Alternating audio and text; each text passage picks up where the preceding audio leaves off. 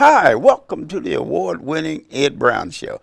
Always something new, something grand. And we're dealing with Devin Walker. And Devin has something very unique. I mean, it's for youngsters, and I think the grandparents and everybody else enjoys it too. Devin, tell us a little bit about yourself. Okay. Then we'll get into the Uncle Devin. And how did you get that name of Uncle Devin? All right. First of all, thank you for letting me be here. Well, I mean, I'm a product of the Prince George's County system. At the age of 3, moved here with my family, grew up in Sea Pleasant, Maryland. And in that process, I've graduated from Duval High School in 1985. And, but I was, not only playing sports, but I was in the music program. In terms of calling me uncle, my sister has 4 beautiful children. All of them are grown in college. 2 are in college now. But when they were younger, I used to always babysit, and I would sing songs to them, being a musician, a drummer, and a percussionist. And in so doing, I wanted to record it for them. As I recorded it for them, just so they can always have it as a memorial. I mean, to remember what we did. But they would go to school and take it to school. And so one day I went up for one of their assemblies, and all their friends saying, "Uncle Devin, that was great, Uncle Devin." So it stuck, and so I just said, "Okay, I need a show. It's called the Uncle Devin Show." Right. Yeah. Right. And basically, the Uncle Devin Show is just a live, interactive musical experience for children that uses percussion instruments to cultivate their mind. Sort of a cross between Fat Albert and Schoolhouse Rock. I'm telling you, and the name is what? Drum Tales. Yeah, that's. How did you get that name? Well, that's my first CD that came out. Almost now 2 years ago. I have my second one coming out, but basically it was just using the drums to be able to tell different stories, and that's what music does anyway. I don't care whether it has a story behind it. It does. Right. And so for me, I wanted some music that wasn't your typical children's music that's out there, but that is also percussion and drum driven. And so most of the songs on there are just tales using the drums to be able to communicate fun and life. Stories for children and families. And so I think it's been very successful. It's been, parents call me upset because their children don't want to put it down, but quietly they don't want to put it down. Parents, right? Yeah, that's what I'm saying. See, they get hooked themselves. Absolutely. Yeah. Well, songs like "Tell the Truth," "Tell the Truth," right? "Don't Put Your Business on the Internet." No kidding. Yeah. Don't put your business on that. That's a great one. And I say more so for adults than it is for children, but definitely the children need to know that, the whole thing about internet safety. Oh, yeah. And so I created a song that's kind of a fun song to kind of capture that. And then, of course, I have a song on there called Africa, and also called I Like Onions. I like it's just a song about I like onions. And that's the beauty about children's music. You can sing about anything. It doesn't always have to be serious, but at the same time, it always has some positive ramifications. But that's so timely with the internet. I mean, and then the age bracket, you were saying it starts at, what is it, 5? Yeah, I really can go from 2 to 10, but the 2 to 6-year-olds are the ones that really gravitate toward my music. I've done younger shows, but I generally tend to do the more older shows, and most of it is because of the concepts of the songs. I have a song on there is called "Good Health is Happiness." Good. And it just sings about what good health is, how to do it, staying active, drink 8 ounces glasses of water each day, and exercise, and so it's just different things like that. And then there's another a fun song on there just called "Just One of Those Days." Sometimes things don't go right. Never. Yeah, it's just one of those days. I mean, we can't. Don't know what I've been through. Exactly. And so and so I have music videos, that people can go on the website and take a look at several different videos we have for it. But this CD won a 2013 Parents' Choice Recommended Award. No kidding. And so we're working on our second CD that should be out in early 2015, along with a children's book that we have called a children's book called The ABCs of Percussion. For every alphabet, there's a percussion instrument named after it. No kidding. So I want children to see what that instrument is like, and it will come with its own audio CD where they get to hear what that instrument sounds like as well. So right now the industry is going. This is what we call the kindie industry. You know, some for kids industry, kids music.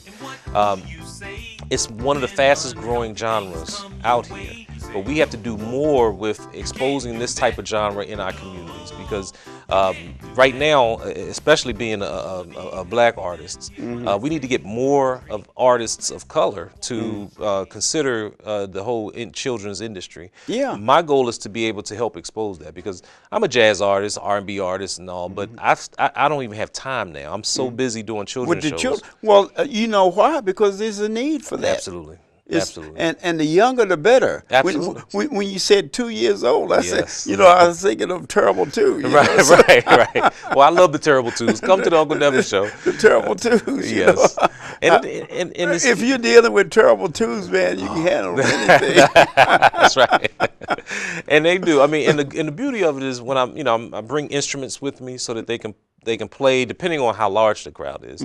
But we do schools, assemblies, libraries, private parties. We just performed at the Kennedy Center, a Millennium Stage, as a part of the Chocolate City Rocks series.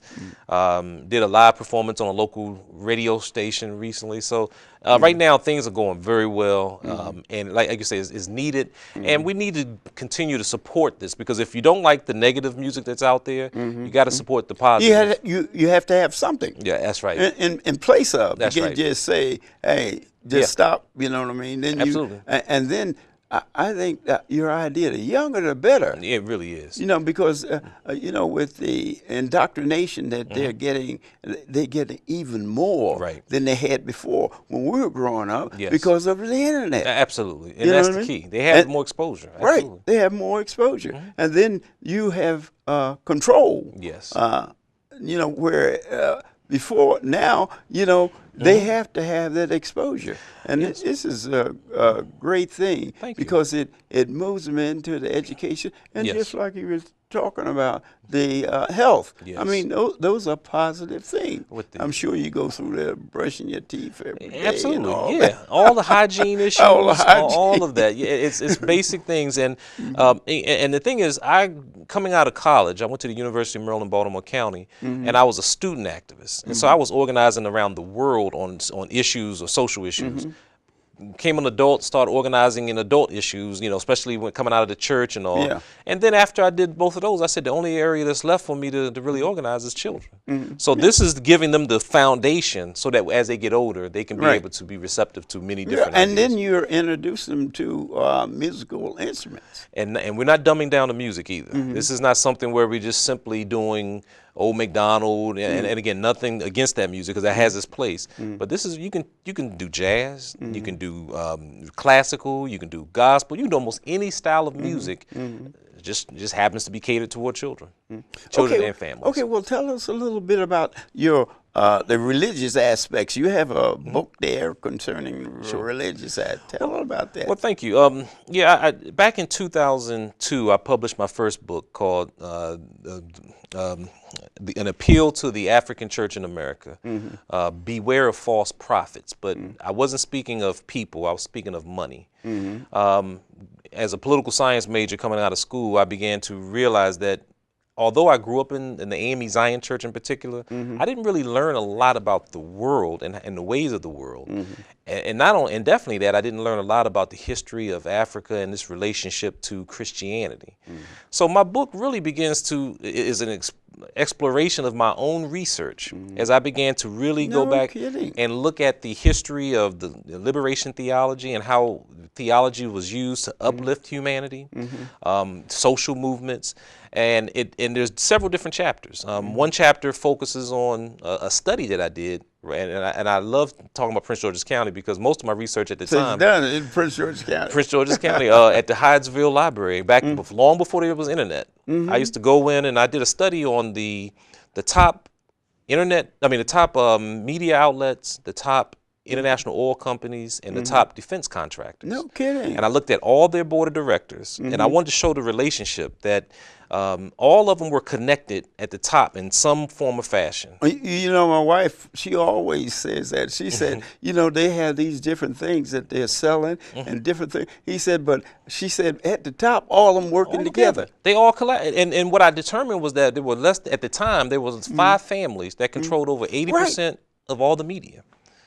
Now, I can believe that. But and people will say it, but I knew I needed to be able to prove it. So I did the painstaking research, and then I made that relationship to how it impacts our theology, how it impacts what we believe and what we do and not do. And so I became an activist. I stood up at church meetings and said, look, how can we come to conferences every year and not deal with homelessness and not deal with poverty and not deal with all these issues in a more direct way, the way that Dr. King and others had. Sure. And so my book is really an appeal to the church to speak up and to be not to be silent on issues, especially issues outside of the United States as well as those inside the United States. Right. And then in the second book is only in fact, I do remember working. Most of it came out of newsletters I used to do called the Kemet Report. The Kemet Report was the word Kemet comes out of is really an ancient word for Africa or Egypt or all. But I went back to that, and most of the research I used to have my own research company, and that's how I started. No kidding! Congratulations. So, thank you. So you know that the business aspects of things, and a lot of people don't realize that the research you've done is that. What happens is the control of the finances is so very important. Although, just like different corporations, they eat up each other. That's right. And then what they do is, if you're having problems, I eat you up. I put my name on it. Then I hire you. Yes, exactly. You know what I mean? And then you got to do what I say or follow. Yeah. And that, but what it does is keeps control in my pocket. See? That's right. In other words, although you have a different name for a product, I still make it. Yeah, right. You know what I mean? Right. That's right. This is so very important that people really have to realize. You know, they have to get into the economics of the country, and the only way you're going to get into it is you got to get into the business. You have to get into it. And then you got to lock in. And that's what most of the business do. They lock in, like you're saying. They control 5% of the people controlling the economics of the world. And I needed to show that because we say it, but I needed to show it. So my book actually goes through it. It showed the 2 families that controlled 80 or 90% of the grain that is sold in the United States. Right. The Cargill family, and I can't think of the other name right now, but and it breaks it down and shows how they the one chapter in the book is called Food as a Weapon, and how they use food to be able to control and dictate populations, policies, all of that, all of it. But my goal again was related to the church because again we didn't speak about this and didn't understand it, and many times we became partners to it. Right. And that was always been my goal, and then coupling that with our history, you know, when I first realized the history, the rich history of people of Africa has played toward Christianity. So I have 2 chapters in the book that's called "Important Facts About Christianity: What They Never Told You." Right. Hey, that's it. Hey, look, what we like to do is say a prayer for Kamaria. Kamaria. Yeah, Kamaria Richmond, yes. Richmond. She works here with the Ed Brown Show. She gives her time and everything. She's not feeling well. She's not here now. And Mr. Devin here is an old schoolmate of her. So say a prayer for Kamaria, please, because she's done a wonderful job for the Ed Brown Show. Okay, then. I'll be back in a second. Do you want to have some fun? Yeah. You want to learn something too? Yes, we do. Now this is what you do. Tune in to the Uncle Devin's Show. Do you want to have some fun? Yeah. You want to learn something too? Oh, yes, we do. Now this is what you do. Tune in to the Uncle Devin's Show. Gather around everybody. Hi, welcome back to Ed Brown Show. We still have Mr. Devin here. I mean, they call him Uncle Devin. He has some more information. I tell you, this program is fantastic.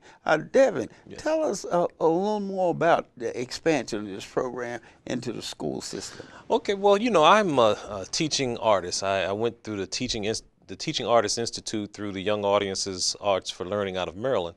So right now I'm in a lot of different school systems throughout the state of Maryland where I can do residency programs. And a residency is where you will spend at least 4 days with the same group of students. And it may not necessarily be consecutive. 4 days? But so you end up you're working with the teacher and you're actually designing curriculum based upon the state standards, the core curriculum, and the 21st century goals.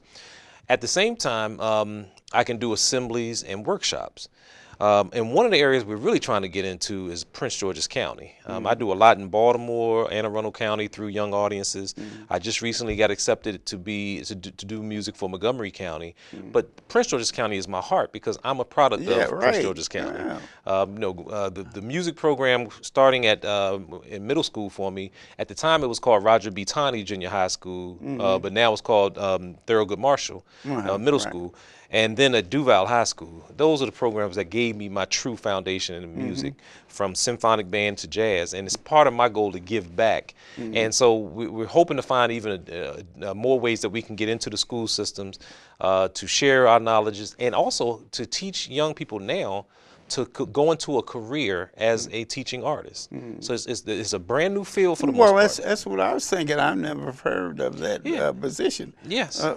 Now, what's the name of it? It's being a teaching artist. And basically, you're using any of your art. And it's not just music, but it can be dance, it can be film, it can be photography, it can be art in terms of painting or what have you. And you design curriculums based upon the STEM curriculum, based upon STEAM, based upon any of those areas, and you work directly with the teachers to design programs. And I'm telling you, and the one thing that we know is that when children are able to connect music and art with education, they tend to have a higher percentage of, I guess in terms of the grades and test scores, they actually do better in that regard. So we're trying to do more to make sure we do arts integration into the school system.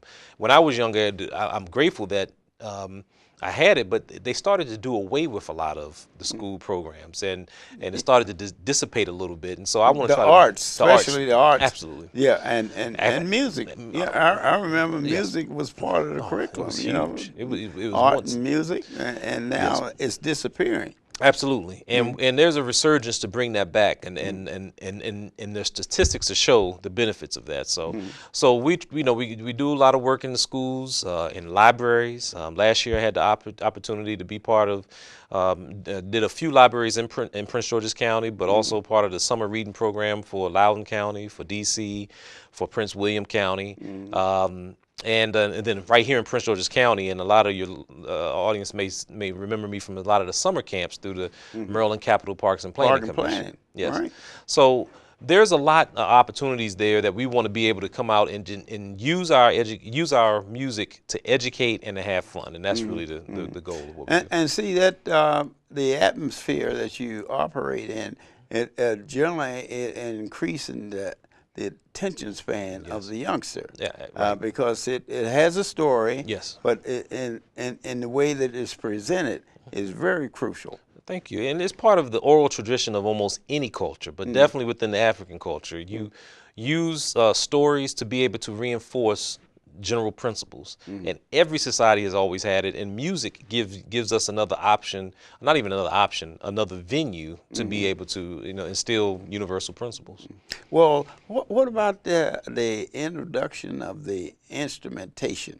Tell me about that. Well, my presentation that I do for my residencies is called The World of Percussion, and it takes children on a journey around the world to where they can see, hear, and play different instruments from around the world, and gives them an understanding of how the instrument was created. Hey, that's educational too. Absolutely. I mean, the first instrument ever was the one we were born with. It was the voice, Voice. and then just our body being able to do different movements, beats, rhythms. Right. We talk about, I have a song on my next CD that's going to be coming out dealing with the hand bone. The whole origin of doing the hand bone and where that came from, and how people were able to communicate using the drum. From the message drums. Did you say ham bone? Ham bone. That's right. Yeah, because I'm in the 4th grade at Roger Heights Elementary School. We actually had a ham bone competition when I was little, Right. and I came in 2nd place at the time. I'll never forget that. And ever since then, I've always been doing it. And so now I'm doing a song to teach other people that tradition of the ham bone. Now tell us a little more about ham bone. Ham bone? Well, basically, as I say, and just give a little bit of my song, first you take your hand that you use to say hi, bring it down low, then hit on up with your thigh. And then I go through the whole thing and I talk about how you use it to be able to, it's really a 3-part process. Where you actually use a ham bone, or you use similar. Well, the ham bone is actually the name of the actual rhythm or the actual way you're doing it. So, for example, the ham bone is more. Oh. So so you can do both of them this way, and they created a whole industry just doing the ham bone, and you can do it slow, you can do it real fast, you can do it just with your hands. And the whole part of it is, it has the tradition of other types of rhythms like tap dancing, playing the spoons. You're right. And so I can't tap dance, but I do. I have spoons that I'll also show on how to play. But the basic thing is that most percussion instruments, matter of fact, all percussion instruments are created out of necessity. Just taking a look at your environment. There's an instrument called the vibroslap. Funny little sounding name, but it's literally was created to mimic the sound of, if you take the skeleton of a donkey and you take the teeth and you chatter, well, it makes a certain noise. So we have now an instrument that you hit and it's a vibroslap and it makes a similar sound, almost to me like a rattlesnake almost. Or if you take the talking drum where you put it underneath your arm and you hit it, and the more you squeeze, the higher pitch it becomes. And then you can develop that into a song. And not only into a song, but into a language. Into a language. So people use it to talk, to communicate. So across villages, across, long before the internet, long before the telephone, we communicated with beats and drums. That would be associated with the Indians too. Oh, absolutely. You have to start with the Native Americans here as well. Yeah, the Native Americans. That as far as communication is concerned, that was the major communication. Used it to help us, in the Underground Railroad. Used it to communicate, just across the whole nation. So, and you can see a lot of it too if you go to a lot of the museums here in D.C. If you go to the American Indian Museum or pretty much almost any museum, you will always see some type of remnant of drums that was used as a mode of communication. Of communication, yes. Right. And this was used not just a teaching tool. It was used. It was a necessity. Yes. That just like the now it's the ABCs. Yes. Now the average Native American, he had to know how the sound, because he couldn't talk to another person in another village. Absolutely. And I give you another example for those who study military or war. The snare drum. The snare drum was not just something so that people could just listen to music. It was used to also communicate instructions. So when the drummer will play a certain rhythm, that will give the soldiers, it will tell them to stop or to go, or to prepare for the fire or to ceasefire. So you have communication, just a strict communication, absolutely. Yeah. And so I consider myself one to interpret the voice of the percussions and drums, and that's what I try to do in my shows, to do my percussion introductions and to let children know that these instruments are here for a reason. They call them a cowbell for a reason. Right, but they're not just a toy. No. You know what I mean? That they have histories. Definition of ways of communication. That's right, and that was really It was very important. Yes, extreme, it still is. It really is. Even to the extent where I think it was in 1920 that the drum was outlawed in the United States. Is that right? Because it was being used too much, or maybe it was even earlier than that. I got to get the correct date. But too many slaves were using it to communicate to get to freedom. Is that right? So they had to outlaw the drum. And that's when we And started. you say I said 1920. I think it was much earlier. I got to go back and look. I have the wrong date on that, but if you go back and take a look at when the drum was outlawed, it was done. And who outlawed the government? Yeah, United States government at the time. They outlawed the use of the drum because too many people were communicating. Even if you connect that with the oral tradition or the musical traditions of like the spirituals. Take the drum along with the hidden messages that was in the spirituals, such as wade in the water. You know, and people were thinking, you know, you just wade and God is going to trouble the water. And what they were talking about was when you was escaping to go to freedom. Right.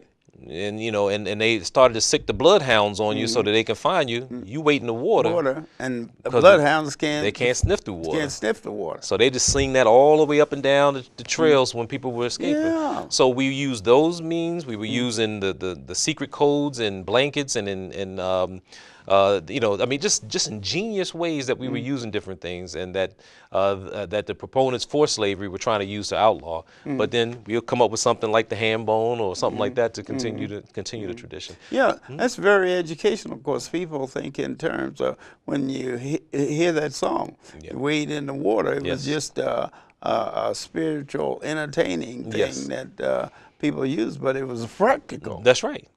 Almost every one of those spiritual songs, I mean those Negro spirituals have a dual meaning, and most times it was a meaning related to being free. On some form of fashion, you know, from Deep River to, I mean, it just goes on and on. Yeah. And in fact, I did I performed at a church back last February where I did the message was the Uncle Devin Show. And my whole thing was to use and show how these different songs were related and how they related to the free, gaining freedom out of slavery. So it's so much that we can go and teach on. Well, that's what I mean, the educational aspects of it. And even now, it's introducing those different things to the youngsters at a age in which they normally wouldn't be exposed to it. Absolutely. See, that's the key. Well, one of my new songs that's coming out on my next CD is called "Count Our Numbers." Now we just count to 5, but what we do is we end up counting to 5 in 4 different languages: in English, Spanish, Swahili, and Mandarin Chinese. Is that right? And so, just in a very fun, simple. I mean, it's a very simple beat and rhythm that we're playing, and melody. But those are just some unique ways that you can put some educational stuff in, in the music. Yeah. Well, when you do this, do you actually give a child, when you expose them, you give them a choice, or you actually just set them up to do certain things, or do you have a system? It depends. Most times when I'm performing, people may have a certain request. Yeah. But let's take the song "Count Our Numbers."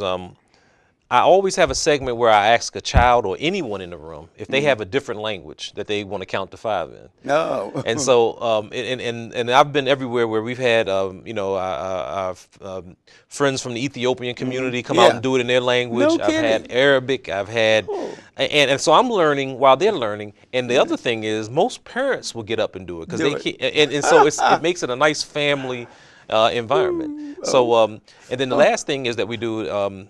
Is that we also do arts and crafts where we will help create, in a classroom setting. Arts and crafts. Yeah, they make their own instrument. That sounds good. I want to thank you for being here, Uncle. You're welcome. Devin, you know what I mean? Devin Walker. Hey, we're going to have him back here, and next time we're going to have him demonstrate some of these things that he's talking about, because that's what we need to do. All right, this has been Ed Brown. See you next time.